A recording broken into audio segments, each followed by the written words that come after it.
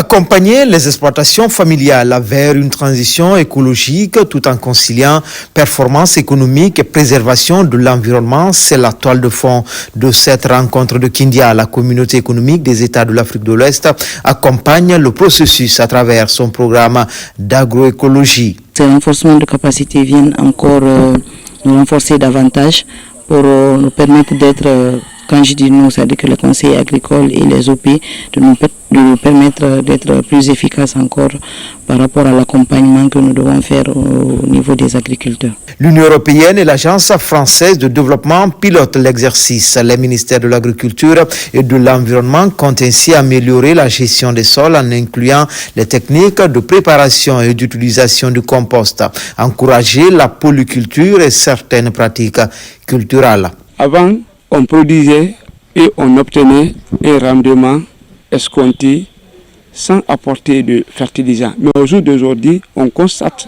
même avec l'apport de fertilisants, le rendement n'est pas comme ça. L'usage de ces engrais chimiques-là, on trouve que ça c'est trop néfaste pour nous consommateurs, nous-mêmes qui les consommons, et c'est pas bon pour la santé de la population. Donc en tant qu'agronome, en tant que technicien, nous vulgarisons aujourd'hui cette nouvelle technique, c'est-à-dire de l'agriculture durable, l'agriculture écologique. Répartis en deux groupes de 30 chacun, la soixantaine d'agents nationaux ont reçu des enseignements liés à la réduction de l'usage des engrais minéraux, à la gestion de l'environnement à travers la protection des têtes de source et le reboisement. Une concertation entre paysans du même terroir est également organisée pour un partage d'expériences réussies de gestion, y compris la lutte anti-érosive. Sécurité alimentaire et nutritionnelle, les travaux d'identification des zones vulnérables sont lancés à Kindia en partenariat avec le comité inter-État de lutte contre la sécheresse au Sahel, une disposition d'amélioration de la gouvernance pour mieux orienter les interventions des autorités contre l'insécurité alimentaire. Fodé Camara. Le droit à l'alimentation est un droit vital pour tous. Pour garantir ce droit, le gouvernement renforce les outils de surveillance de la sécurité alimentaire et nutritionnelle. Ceci pour mieux planifier les politiques publiques et autres stratégies d'adaptation.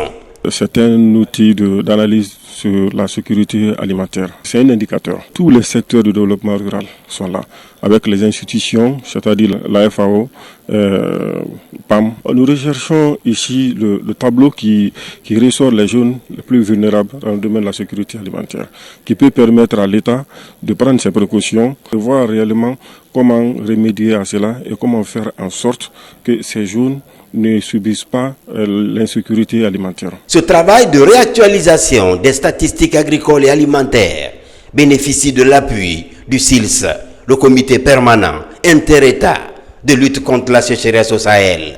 Là-dessus, chaque année, 2 sessions d'analyse sont organisées pour identifier les zones à risque afin de concilier information et action.